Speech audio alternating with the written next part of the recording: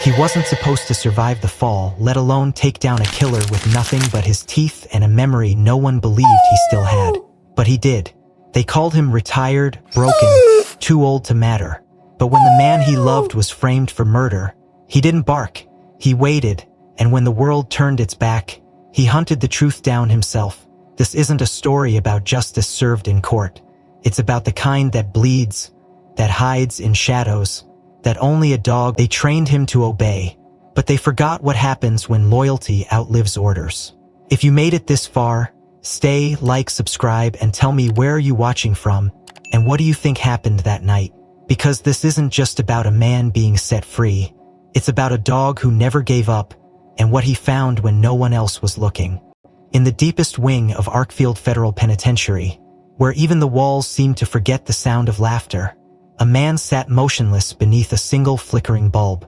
Malik Devontae Briggs, prisoner 42,218, had not spoken a word in 3 days.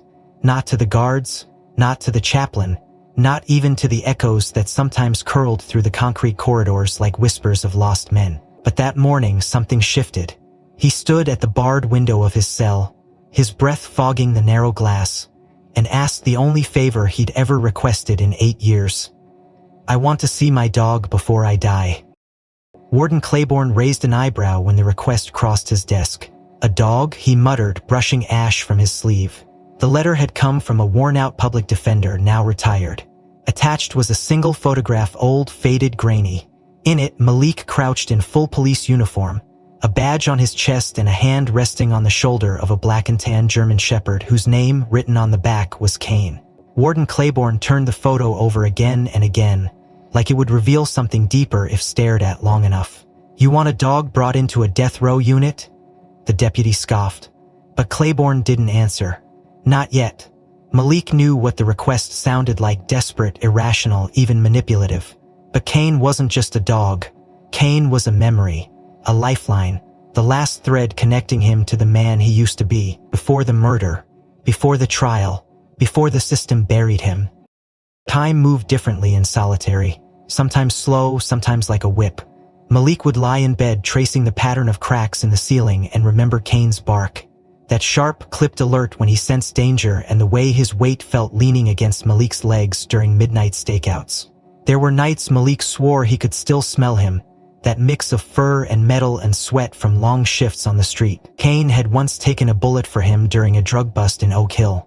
Malik took a bullet too, just not the kind that left blood. 2 days after the request, something unexpected happened. A government-marked vehicle pulled through the gates of Arkfield.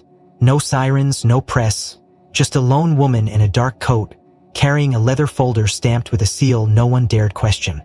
She spoke quietly with Claiborne behind closed doors, and then, as if it were any other prison formality, the warden returned to Malik's cell and said, "You'll have your visit. 1 hour, $1. The day of the meeting arrived under heavy clouds, as if the sky itself was holding its breath. Malik, escorted by 2 guards, was brought to the chapel, the only room in the prison without bars on its windows. He didn't shake, didn't speak, just stood there, fists clenched behind his back. His orange jumpsuit hung loose on a body that had grown lean with time and repetition. Push-ups, pull-ups, prayers whispered into the dark. Then, from the hallway, the soft click of claws on tile. Malik's breath caught. The door opened, and there, led by a handler in full tactical gear, was Kane. Time didn't slow, it stopped. Kane had grayed some, the black in his muzzle now tinged with frost. His eyes, once molten amber, now flickered with a deeper, heavier wisdom. He paused in the doorway, his body tense. Malik's eyes welled, but he held firm. "Kane," he whispered, his voice catching like wind on gravel. "Come here, boy." The dog didn't move. The handler tugged lightly, but Kane resisted, head cocked, ears twitching. Malik stepped forward. "One Gemura," he said, a command from their days in the unit. Kane's body twitched. "Sits." The dog sat, slowly, deliberately. A beat passed, and then recognition. Kane lunged, but not with teeth. He ran full force, knocking into Malik's chest like a wave of memory and fur and breath. Malik dropped to his knees as Kane's paws braced against his shoulders. their foreheads pressing together in something closer to prayer than reunion. The chapel was silent, save for Malik's choked sob and the soft whimpering of a dog who, perhaps, had been waiting all these years for this very moment. The guards didn't move. Neither did the handler. No one spoke, because somehow they understood. This wasn't just a goodbye. This was something unfinished. The hour passed in fragments. Malik spoke in broken whispers, told Kane things no priest had heard, how he didn't kill that cop, how he had evidence, real evidence, but no one had listened, how he still woke up at night expecting the radio crackle, the command to move, Kane at his side. And Kane didn't bark, didn't growl. He listened, tail still, eyes locked. Then, just as the guard stepped forward to announce time was up, Kane stood abruptly, nostrils flattering. He turned toward the side wall, toward a corner of the chapel that held nothing but a dusty cabinet, and growled. A low, guttural sound. Not loud, but deep, primal. The guards froze. Malik watched, his mind racing. "What is it, boy?" he asked softly. Kane pawed once, twice, then lunged, teeth digging into the paneling beneath the cabinet. Wood splintered, dust flew, something fell out, a thin strip of fabric, blood-stained, faint. Old. The handler stepped forward, confused, then alarmed. "That's not part of the chapel's inventory," he murmured. One of the guards bent down. "This looks like a shirt. Police issued." Malik's pulse hammered. He stared at the cloth, at Kane, at the guards now exchanging glances. No one spoke for a long time. For a moment, the chapel was still charged with that eerie static you only feel right before lightning strikes.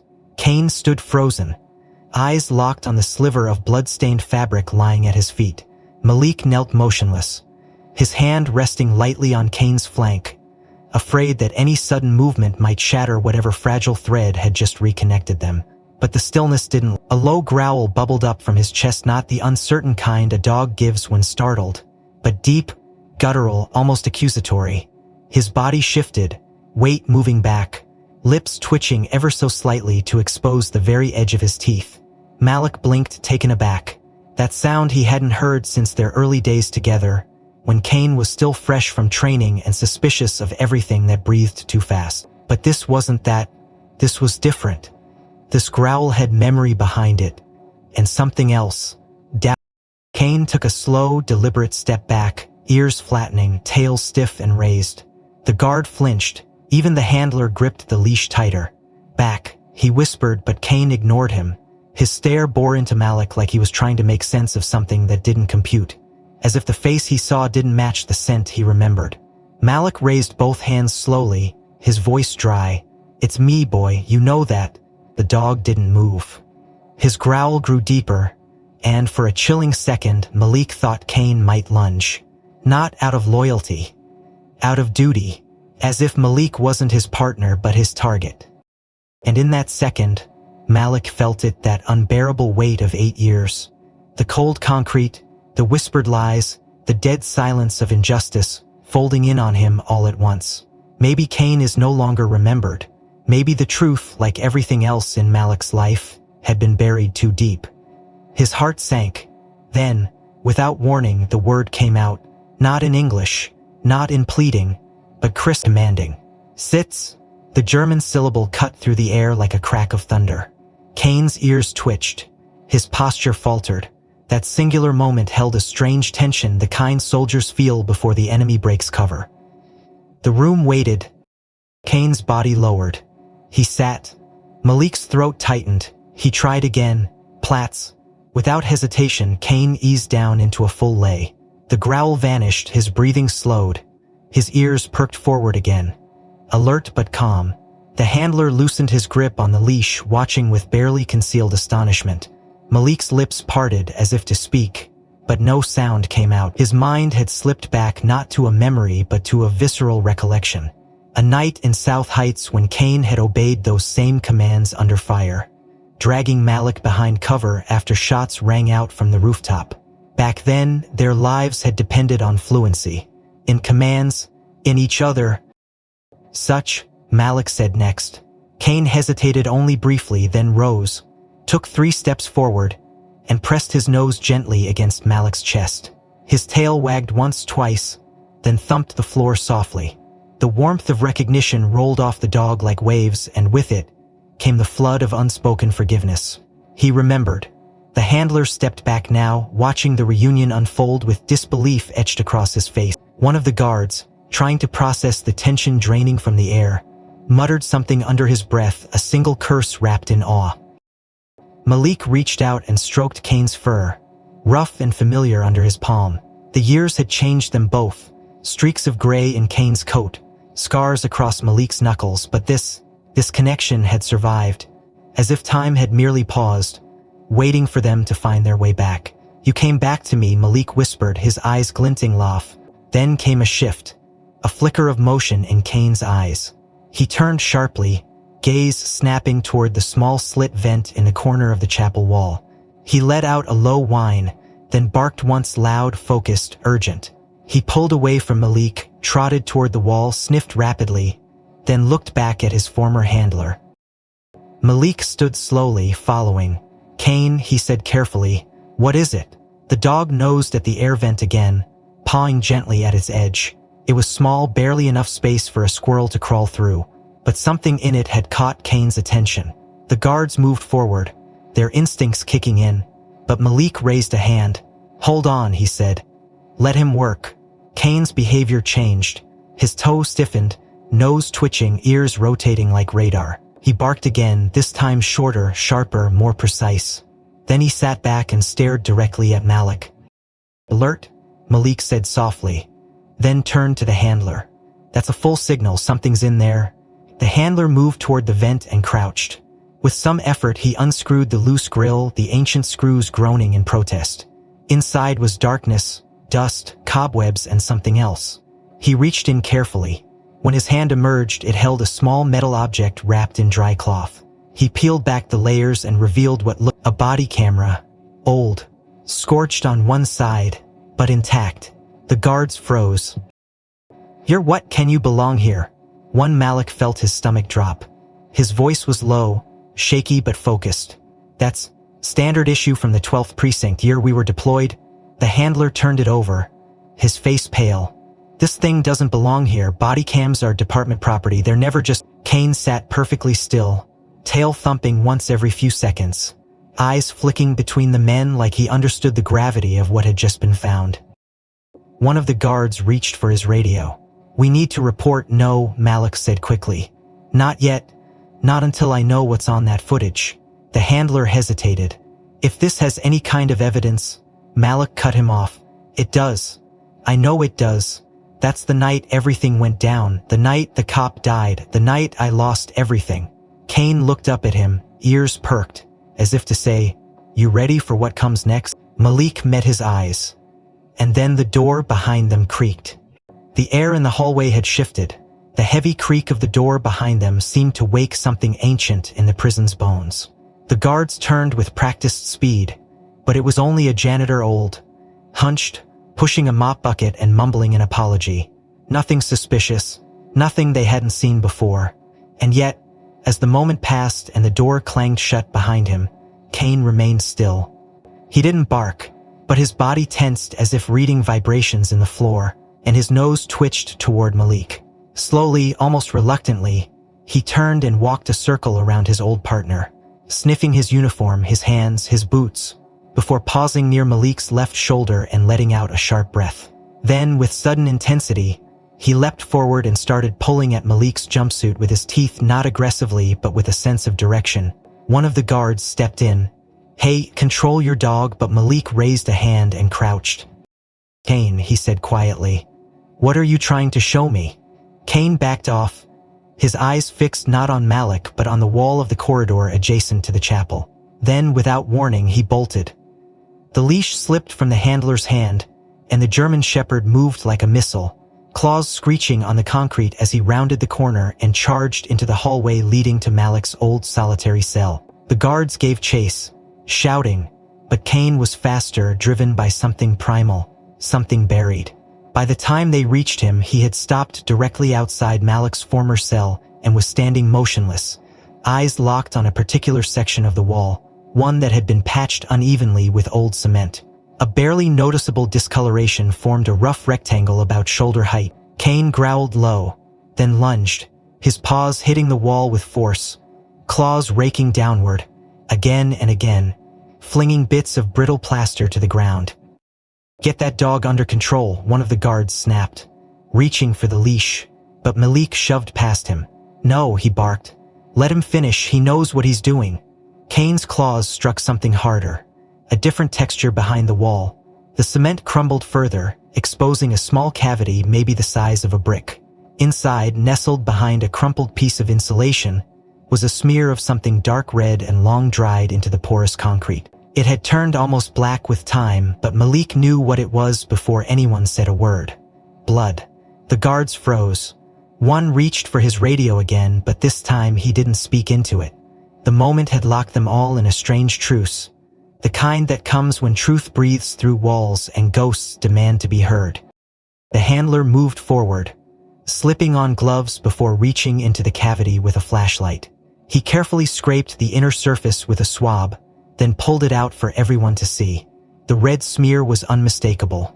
"We'll run the test," he said quietly, "if it's what I think it is." "It's not mine," Malik interrupted, his voice low, heavy with something between certainty and dread. "I was never hurt in that cell, not like that." The implication hit them all at once. If the blood wasn't Malik's, then whose was it? The room grew dense with silence. Kane sat now, chest heaving slightly, ears still alert but calm. He had done his job. Hours later, Malik sat across from the prison medic in a cramped exam room near the infirmary. Kane lay beside him, tongue lolling, eyes half closed but still tracking every movement. The swab had already been rushed to the state lab with a priority code, but the medic, an older woman with steady hands and eyes that had seen too much, held a dusty file in her lap, something she had pulled from archive storage at Malik's request. "You said this was sealed," she murmured, flipping through the yellowing pages. "But you knew to ask for it." Malik nodded slowly. "I remembered something. From the night I was processed, there was screaming in the hallway. I wasn't the only one brought in that night. They told me the other guy didn't make it. A John Doe. But the screams..." The medic stared at him, then pulled out a single report, thin, incomplete, handwritten. It was dated the same night Malik was arrested. "Taney admitted unconscious," she read aloud. "Laceration to the abdomen, internal bleeding. Suspect in officer homicide. Died en route." She looked up, no name, no fingerprint scan logged. Malik leaned forward. What if that wasn't the killer? What if that was the cop? The thought hung in the air like smoke. An hour later, the results came back. Type AB negative, extremely rare. Matching the blood type of Officer Daniel Hensley, the murdered cop from Malik's case. The room felt smaller suddenly. One of the guards, who had always treated Malik like a lost cause, sat down, hand running over his buzzed scalp. "But that's impossible," he muttered. "The case file says Hensley died outside the warehouse. You weren't even near the holding wing that night." Malik nodded. "Exactly." Pieces began to shift. Small ones at first: misfiled evidence logs, body cam footage that was marked corrupted, inconsistencies in chain of custody reports. Malik stared at the file the medic handed him, the page trembling slightly in his grasp. His jaw tightened. Kane moved, standing again. His nose twitched. He turned toward the door slowly, almost like in a ceremony, and began to walk. Not fast, not aggressive, just purposeful. He passed the infirmary hallway, turned left down a restricted wing no longer in use, and stopped before the last cell on the right. It was Malik's first holding cell on his intake night, long sealed due to renovation. But Kane barked twice, pawed the floor, then sat. Malik followed, heart thudding. "What are you trying to tell me, boy?" A faint sound answered him. A soft, almost imperceptible tapping from inside the sealed cell wall. The tapping stopped as suddenly as it had begun, swallowed by the weight of layered silence.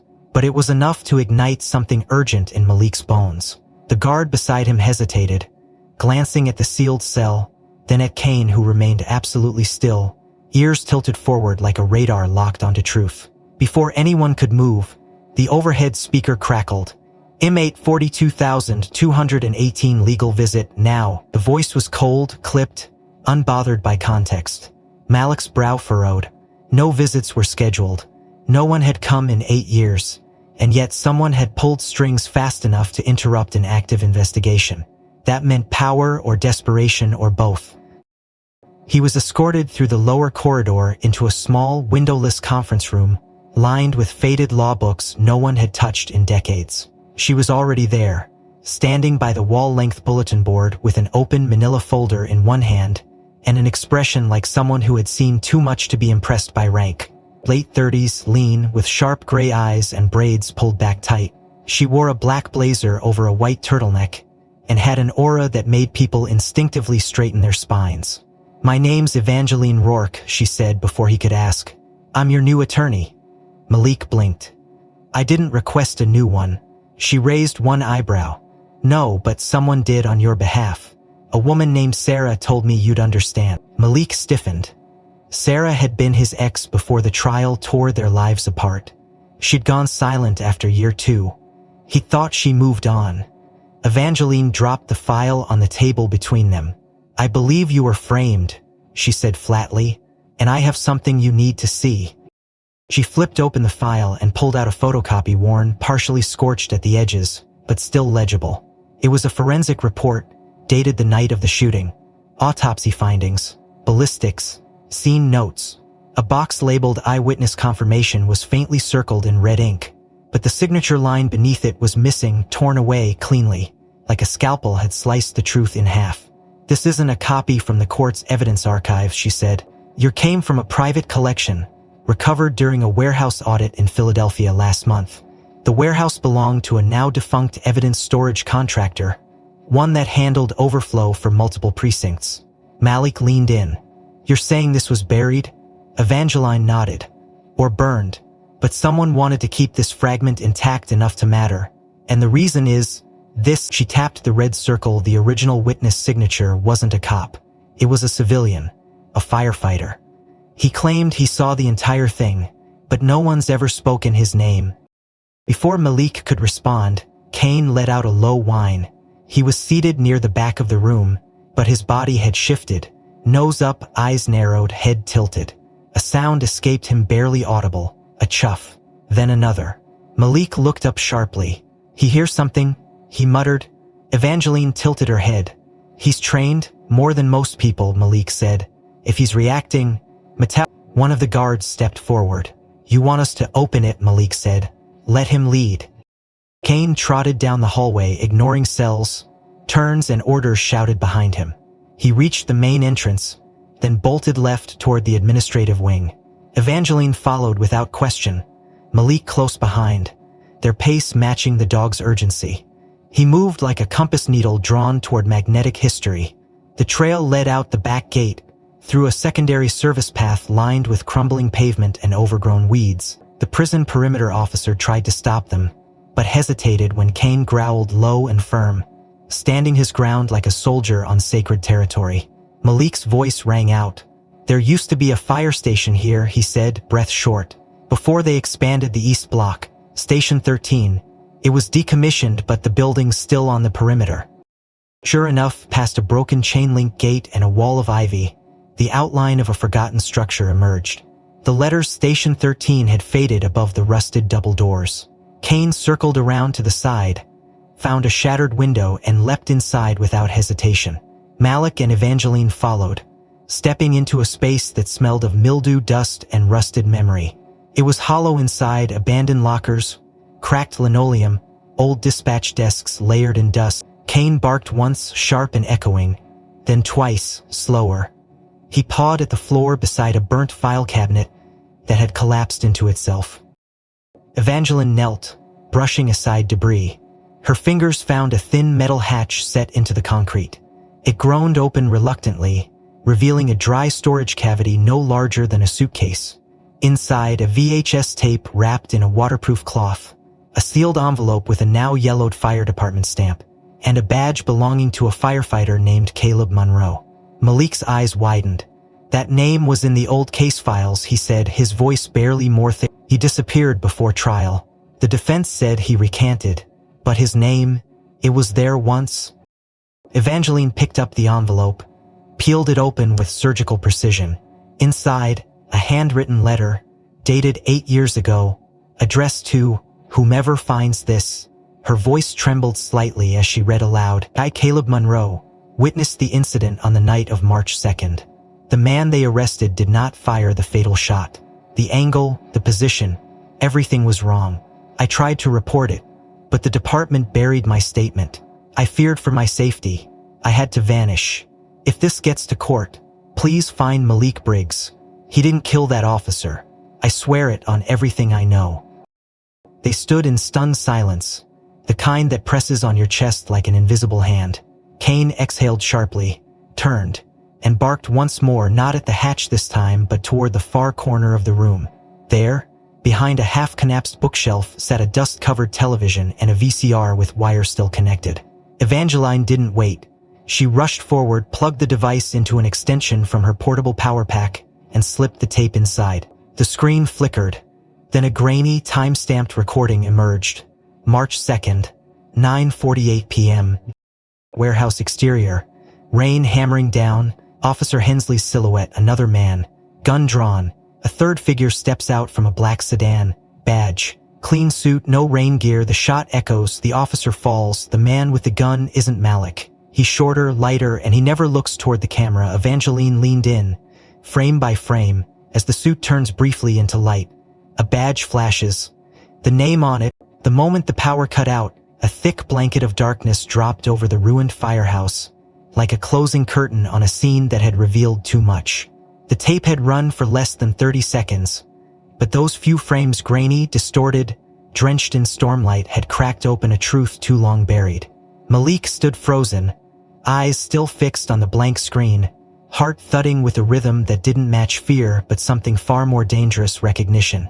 Beside him, Kane let out a sharp, guttural growl, a sound that hadn't surfaced since their last active case together, and Malik didn't need to guess why.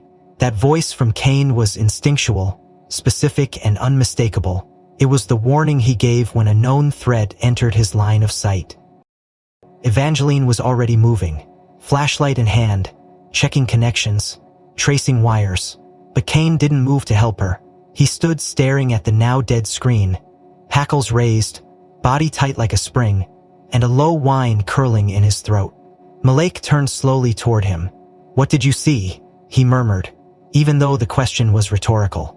Kane couldn't answer with words, but his reaction was an answer in itself. He barked once, loud and sudden, then let out a strange, unfamiliar sound, something between a howl and a hiss.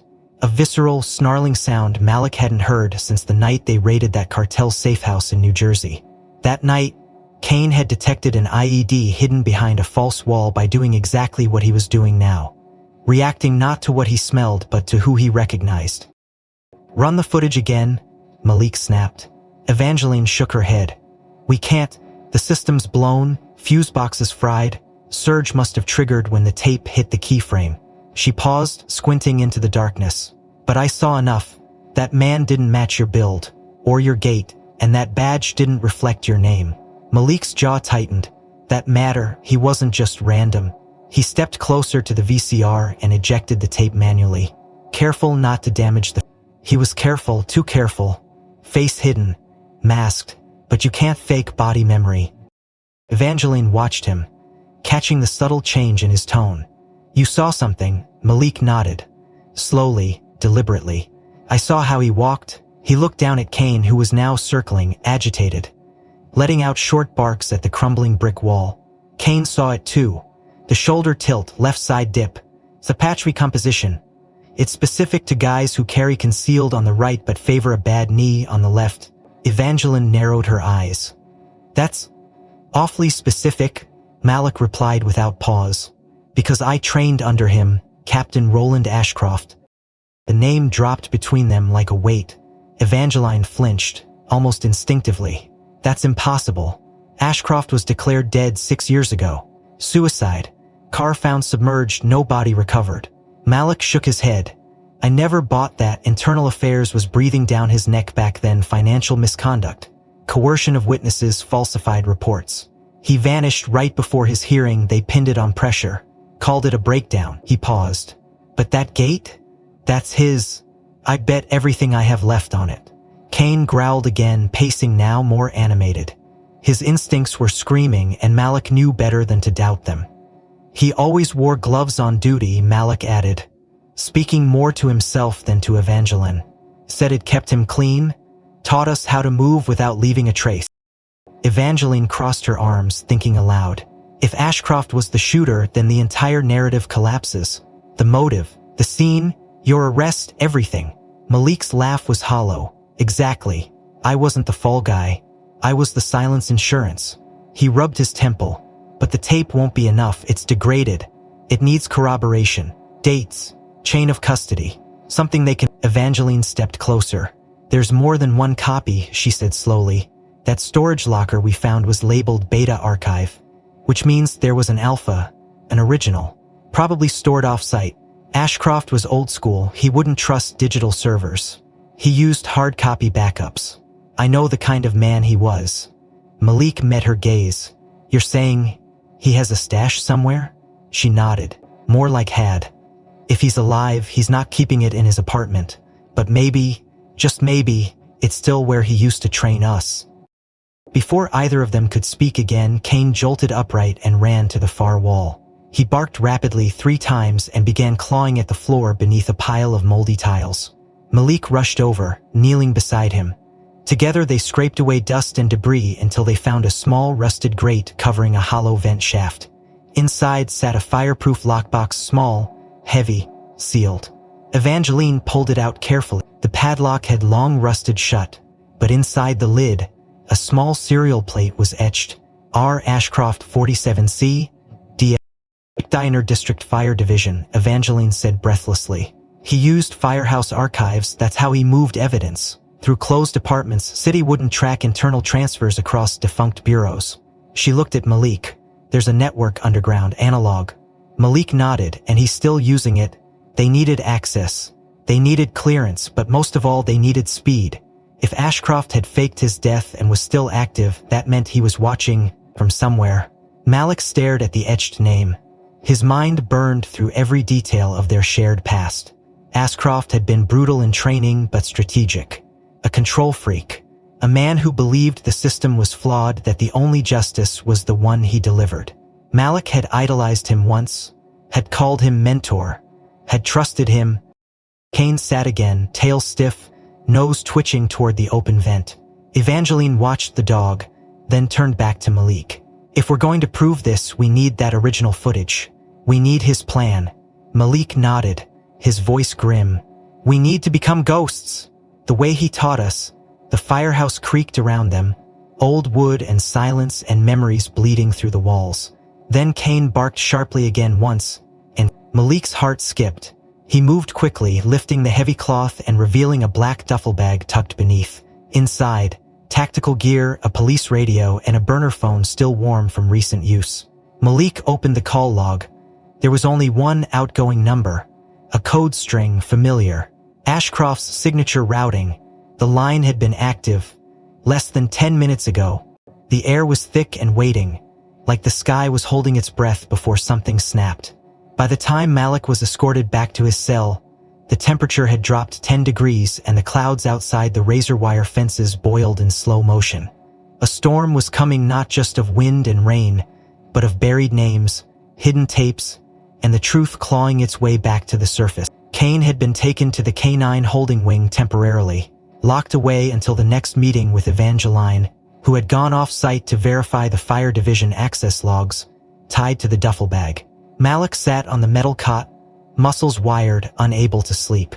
His mind played the same 30 seconds of distorted footage over and over, like his brain refused to let it fade until justice breathed again. Rain began to fall around midnight, soft at first, then harder, until the wind howled through the old vent slits in the concrete like a choir of ghosts. Lightning cracked open the sky, thunder rattled steel doors, and deep inside the administrative control center, monitors flickered once, then twice, then went black. The entire prison plunged into darkness. Backup power stuttered, sputtered, and then died. In the K9 wing, no one saw exactly when Kane vanished. Cameras had already gone out. His cage was still locked from the outside, no signs of forced entry, no broken latch. One moment he was there, lying calmly, eyes half shut. The next he was gone, The only trace left behind was a single black hair wedged between two concrete tiles, and a faint, damp paw print leading toward the rear door of the kennel bay. Officers scrambled to search, but between the torrential rain, the failed comms, and rising panic, the system itself turned blind and deaf. Lightning kept slashing the sky like warnings in Morse code. Malik stood at the bars of his cell, watching the lights fail, feeling his pulse sink with the storm. Deep down, he knew Kane hadn't run. He was moving, with purpose, toward something. Morning came slow and gray, painting the prison in tones of ash and regret. Power returned in flickers. Lights buzzed back on like reluctant witnesses, but Kane hadn't returned. A full lockdown was initiated. No movement between blocks. Every dog handler, every warden, every internal affairs officer was summoned. Tensions ran hot. And then, at 7:43 a.m., a young CO named Travers walked into the warden's office to report the systems were back online. What he found stopped him cold. The warden's desk chair was overturned, papers scattered, but the most chilling detail was on the floor, starting at the center of the office and spiraling outward in a near-perfect swirl, like an artist had brushed it intentionally with claws. It wasn't mud, it wasn't water, it was blood. A dark, drying spiral of paw-shaped prints. 4 pads, define. One claw mark curved longer than the others, just like Kane's right front toe slightly overgrown from an old scar during a narcotics raid. No sign of the dog, no human blood trail, just the crimson spiral ending directly at the base of a locked filing cabinet labeled Classified Archives. Guards rushed in, radios crackling, demands flying. Forensics was called, photos were taken, no one could explain it. There were no broken windows, no damaged locks, no tripped sensors, just one thing. A faint streak of red drawn like a finger across. A message. From a dog? When Evangeline arrived 3 hours later, the storm still dripped from her coat, her boots soaked, her hair pulled back but wind-whipped. Malik was already waiting, seated in the attorney conference room with hands clasped tight and jaw clenched. She didn't speak immediately, just sat, then pulled out a crumpled napkin from her coat pocket. On it were coordinates. These led me to a fire division substation, she said quietly. You longer active, but the logs hadn't been purged. Ashcroft had access. He'd requisitioned storage space under a false name. And he'd checked out a series of tapes and sealed reports related to Operation Raven, your final undercover mission before your arrest. Malik leaned forward, eyes narrowing. That op was sealed. Exactly, Evangeline replied. But he was watching it, monitoring everyone in it. And the name tied to that substation access, she slid a photo across the table. It was a grainy CCTV still, captured from a grain silo exit cam 2 nights before. The man wore a dark coat, gloves, and a hood pulled over his head. But even in low light, the posture was unmistakable. The left side gate, the same gate. The man hadn't died. He'd disappeared. And now he was watching from the shadows again. Malik stared at the photo, his jaw grinding. He's moving faster than we are, Evangeline nodded. But Kane's already out there, and I think he knows where Ashcroft is going.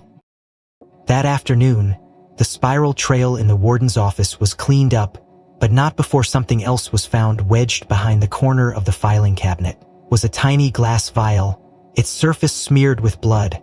Inside, a micro SD card, no label, no fingerprints. Forensics techs had to pry it open with precision, and what they found was a single encrypted file with one title. It was voice only, distorted at first, then clear. A man's voice, mid-40s, firm but with a subtle tremor of paranoia. This message is for Ashcroft. You said they wouldn't find it, that no one saw the camera on the roof. But the dog knew. I don't care what you told me. He looked straight at me like he remembered. If this leaks, I'm gone. I won't go down with you. Blood on the stairs wasn't his. It was Hensley's. You made me plant the gun. You said Malik would break and confess. He didn't. He never did. If you're hearing this, it means I'm dead. The audio cut abruptly. Evangeline stared at Malik. Color drained from her face. We just got a confession. Malik didn't blink. Candace looked around a little. Her dominant hands shook, as if the micro-SD confession had changed everything on paper, but not in court. Not yet. Not without corroboration, without context, without a living witness to link the voice to a name and the name to the lie. Malik knew how these systems worked. Cold, deliberate, allergic to emotion. But Kane's trail wasn't done yet. The spiral of blood had dried and the Silas alarm. The next morning, during routine med checks, Malik was pulled from his cell for a mandatory psych evaluation. An unusual procedure this late into a sentence, especially for an inmate with perfect behavioral records. He knew better than to ask questions. Instead, he walked, hands cuffed, flanked by 2 guards, down to the infirmary's east wing. The lights were dimmer there. The air smelled like rubbing alcohol and resignation. He was placed in a small examination room where time seemed suspended. After several minutes, the door creaked open and a woman entered, wearing the regulation white coat, her ID badge clipped crookedly to her chest. She didn't look up at first, just reviewed a chart, marked something on a clipboard, then finally turned to face him. She was young, mid-30s maybe, but there was something older in her eyes. Something that had seen too much too early.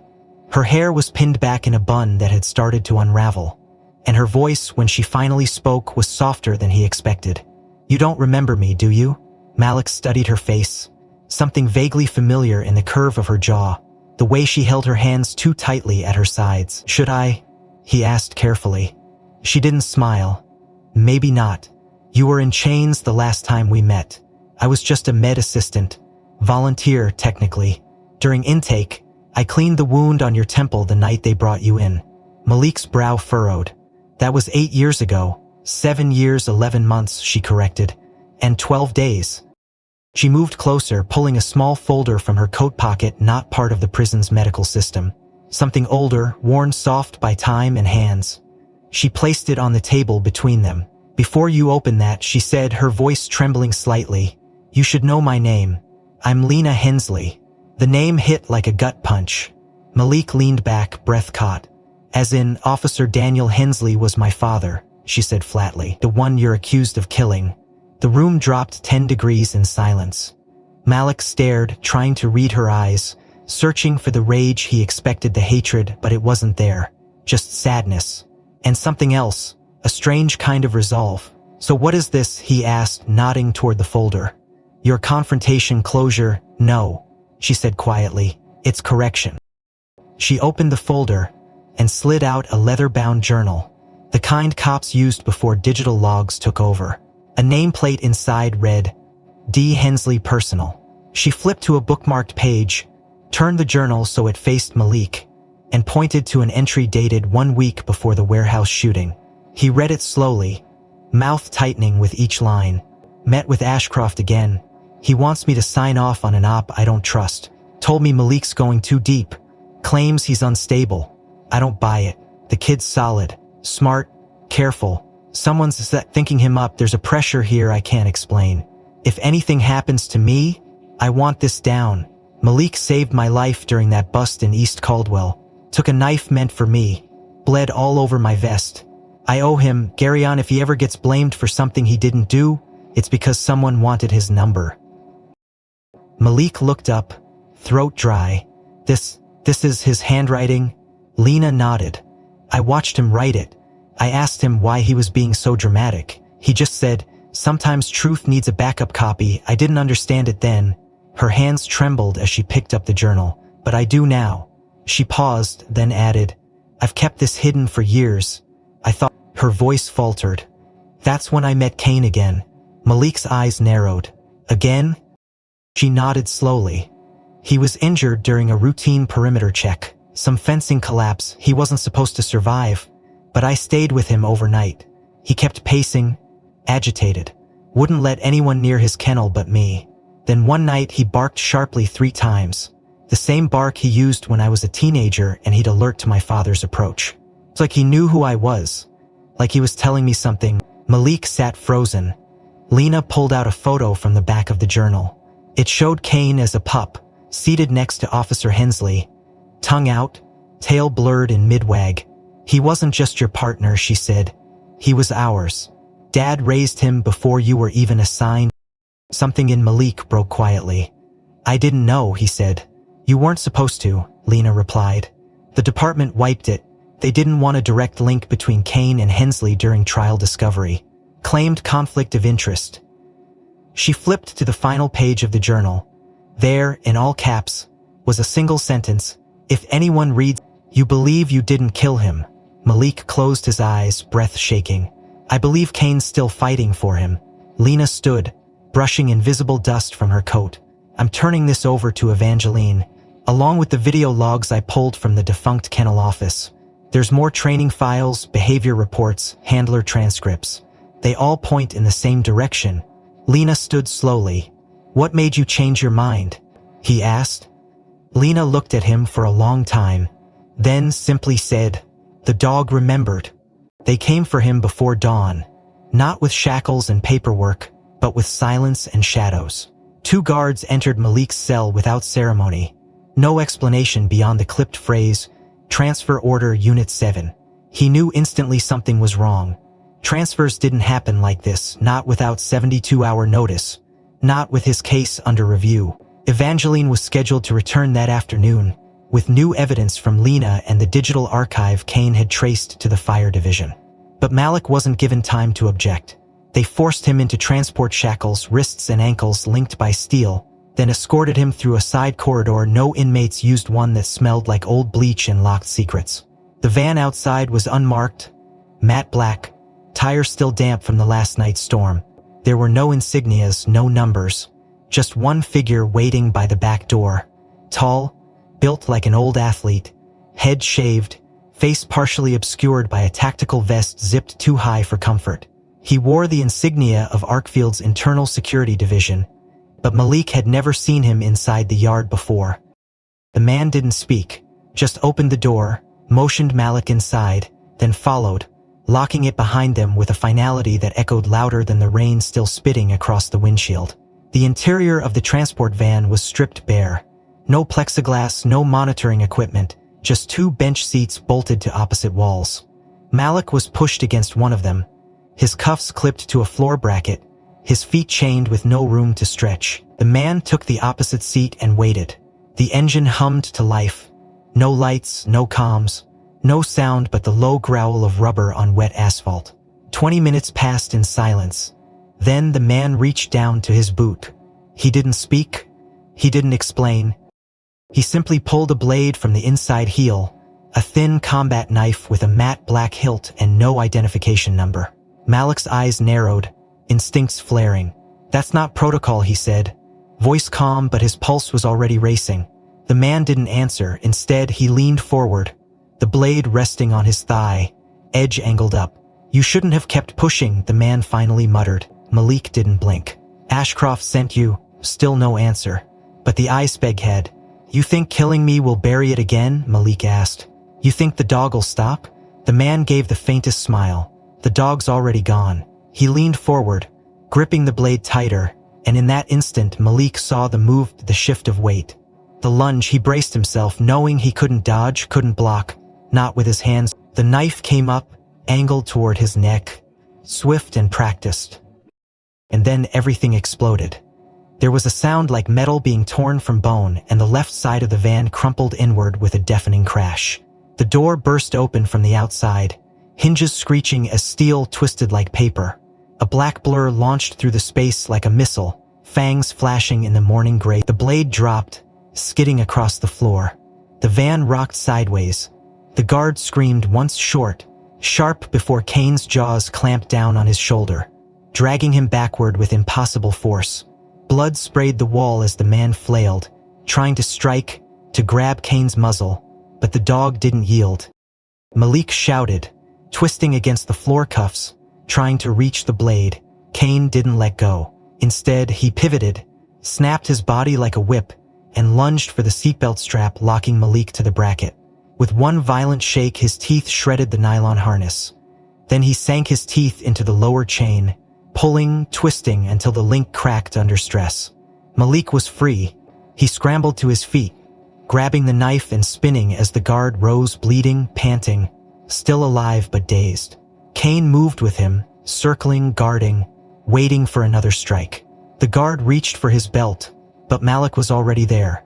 He grabbed the man by the vest, slammed him backward into the van wall, disarmed the sidearm holstered under his jacket, and pressed the blade gently, firmly against his neck.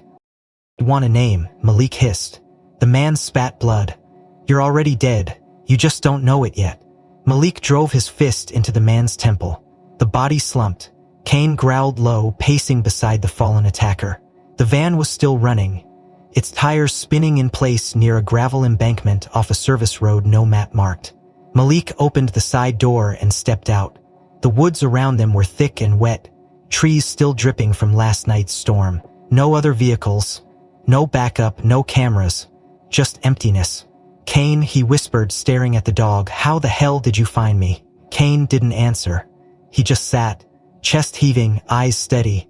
There was blood on his snout. His shoulder was scratched, but he didn't limp.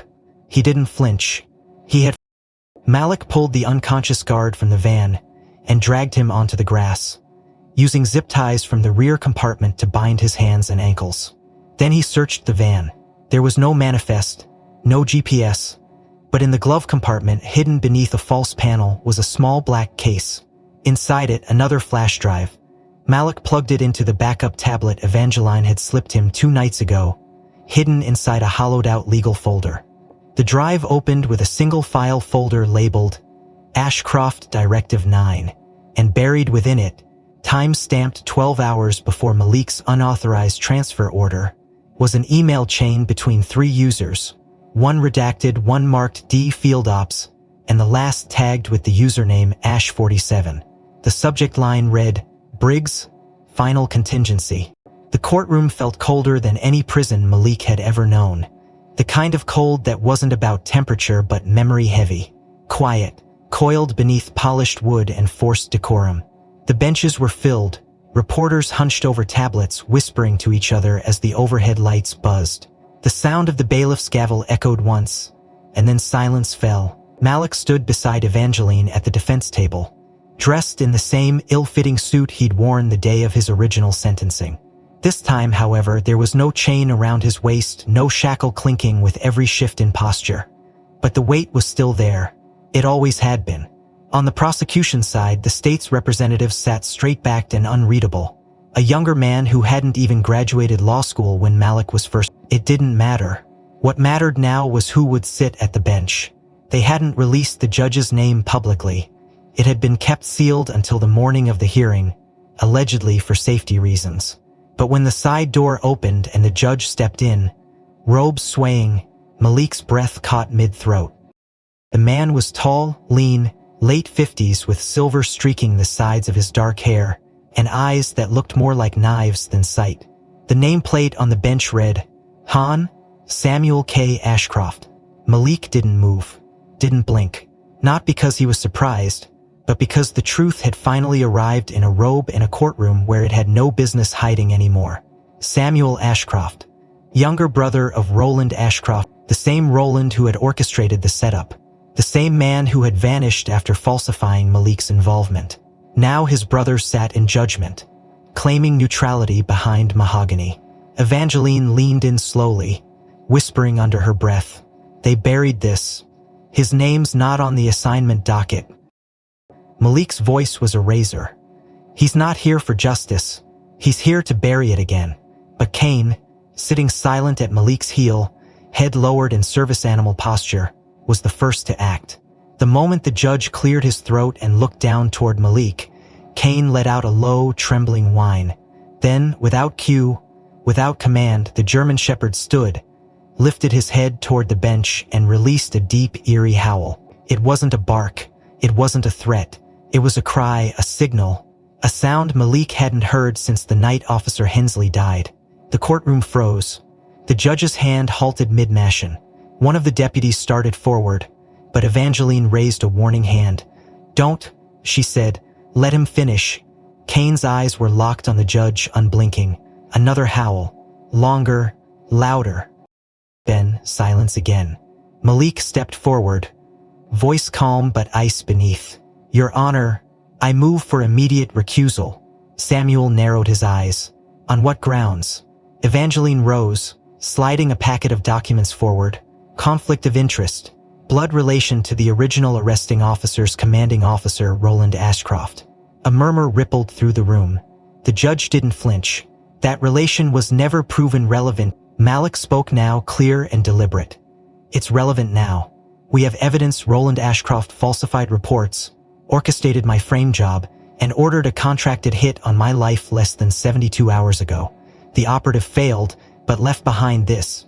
He handed over a printed excerpt of the Directive 9 email thread, complete with timestamp, sender IP, and the embedded digital signature of Ashcroft's burner node. Evangeline followed up with the microSD confession, Lena Hensley's affidavit, and Officer Hensley's handwritten journal pages. You didn't think anyone would connect it, she said flatly, because you buried the links. But the dog remembered, and the trail you tried to erase started bleeding again. The judge's lips parted, but no words came out. Kane growled one final time. The silence hung like fog. A court clerk stepped forward nervously and accepted the evidence folder. The room remained still. Then a second gavel rang, not from the judge but from the bailiff, who motioned toward the state's attorney, receiving a whispered confirmation in return. The prosecutor rose and said, "Given the scope of new material and potential judicial compromise, the state consents to a special review motion. We request transfer to a federal tribunal pending verification." The judge clenched his jaw. His brother's sins had crossed into open daylight. Kane sat again, tail wrapping around his legs. Evangeline whispered, "We just cracked it." Malik nodded once, but his eyes never left the judge's face. The final gavel dropped, not with noise but with a breath that released 8 years of buried breath from Malik's chest. The courtroom, a haze of blinking lights and murmuring officials scrambling to realign a narrative that no longer held weight. The judge, reassigned by federal order within the hour, was escorted from the bench as Evangeline pressed the final envelope into the hands of a U.S. Marshal. The exoneration came swift in language but slow in sensation. The words "cleared of all charges" echoed inside Malik like they belonged to someone else. By the time they led him through the final gate of Arkfield, there was no ceremony, no reporters, just a silent dawn peeling over barbed wire and the low hum of diesel engines warming in the staff lot. Malik stepped into the light in the same shoes he was arrested in, scuffed, worn, but finally pointed forward. Kane was beside him, slower now, his steps heavier, the silver in his coat bright under the morning sun. He had earned every scar, every gray hair, every moment of this walk. The gates opened, slow and reluctant, as if the system itself hesitated to release what it had once swallowed whole. Evangeline waited outside with Lena in a borrowed government sedan, both leaning against the hood, coffee in hand, tired but alive in a way only survivors understand. But behind them, parked innocently across the street, was a white utility truck that didn't belong. No logo, no license plate, just tinted windows and a low idle that never changed pitch. Malik clocked it immediately. "That truck's been parked 3 days in a row," he said quietly, not looking at it.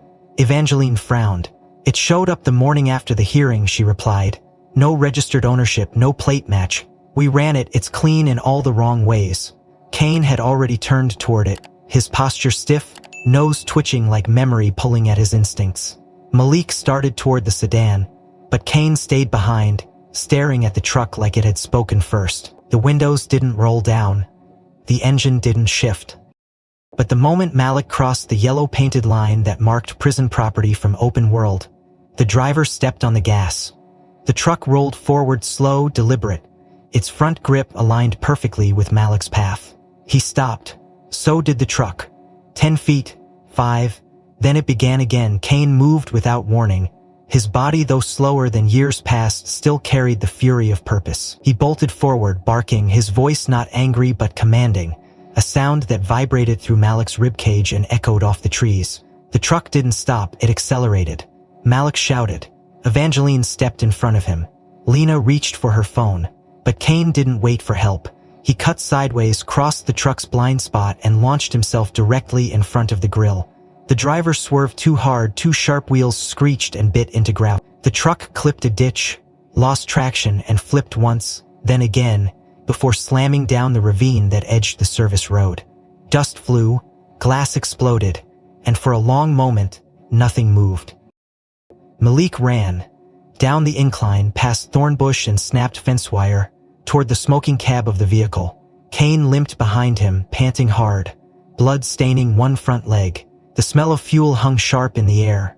The door was bent, twisted, but Malik wrenched it open. The driver inside was dead neck broken, face half hidden behind a tactical scarf. No ID, no badge. But in the passenger seat was a satchel cracked open from the force of impact. Inside were two things: a burner phone set to record and a mini recorder already running, red light blinking.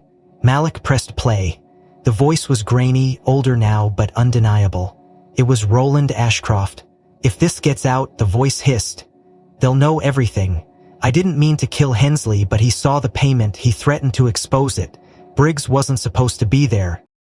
But once he saw the angle, once he started asking the right questions, I had no choice.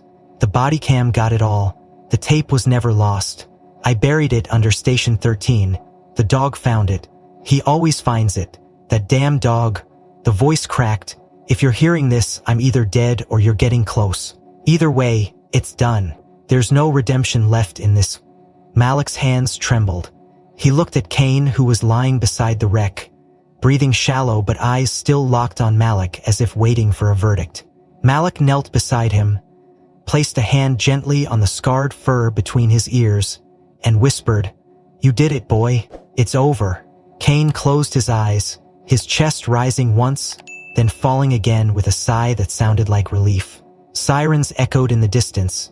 Justice had come too late, but it had come, and the one who never stopped searching had led it to the last gate. If this story moved you, don't forget to like and subscribe so you won't miss what's coming next. I'd love to know what moment hit you the hardest, and where in the world are you watching from?